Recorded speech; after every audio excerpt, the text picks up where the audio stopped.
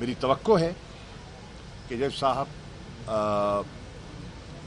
जल्द अज जल्द इस केस को सुनेंगे और इंसाफ फरमाएंगे, क्योंकि ये कई महीनों से लटक रहा है और आज भी एक तारीख पड़ गई है 25 अप्रैल की। तो ये इन केसेस को लटकाने का मुझे मकसद समझ नहीं आता, सिवाय इसके कि एक तलवार लटकती रहे और एक सियासी दबाव में हम फंसे रहें। बहरनौ आईनी, कानूनी और सियासी जंग जारी है और मुझे उम्मीद है कि अदालतें इंसाफ करेंगी। शुक्रिया।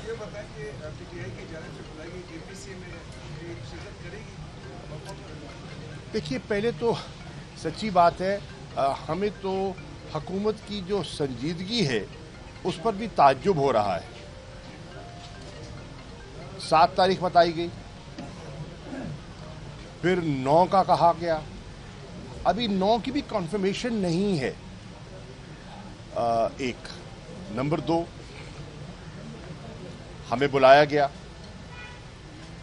लेकिन इल्जाम पहले लगा दिया गया, मलबा हम पे डाल दिया गया। तो वो जो इनेबलिंग एनवायरनमेंट जो चाहिए होती है ना, मुझे वो दिखाई नहीं दे रही। तहरीक इंसाफ ने अपने वक्त में इन मामलात में पेशरफ्त हमारे यहाँ हुई। खुदा के फजल करम से अगर आप कंपैरिजन करें तो पीटीआई की गवर्नमेंट के दौरान आप देखेंगे कि क्रिमिनल इंसिडेंट्स में एक खातिर खा कमी आई और हमने जिसे कहते हैं ना नेशनल एक्शन प्लान जो मुरतब किया गया था उसके बनाने में भी रोल प्ले किया।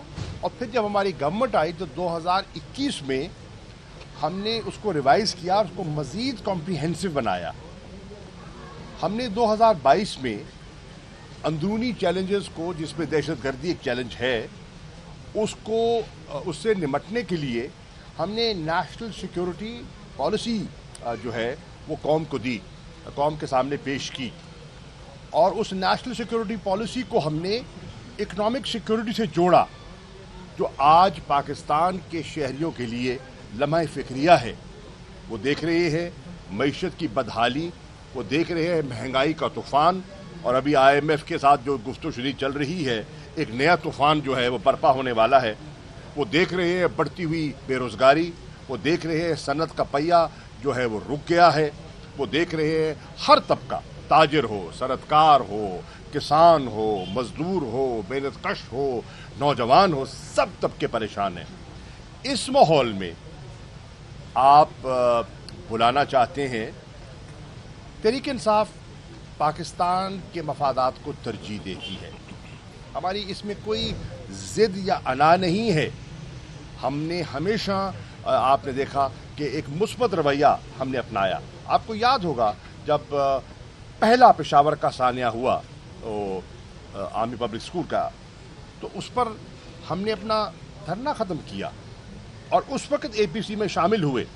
इमरान खान साहब तशरीफ़ ले गए, मैं उनके साथ था, पेशावर में इजलास हुआ और हमने पूरा ताबन किया।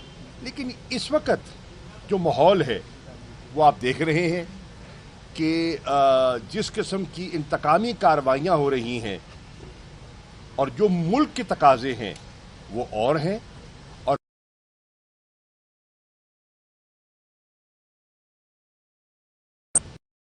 ये कहते कुछ हैं, ये चाहते कुछ हैं। ये दिखाते हैं दायां हाथ, चलाते हैं बायां हाथ। ये कहते हैं ना, हाथी के दांत दिखाने के और चबाने के और।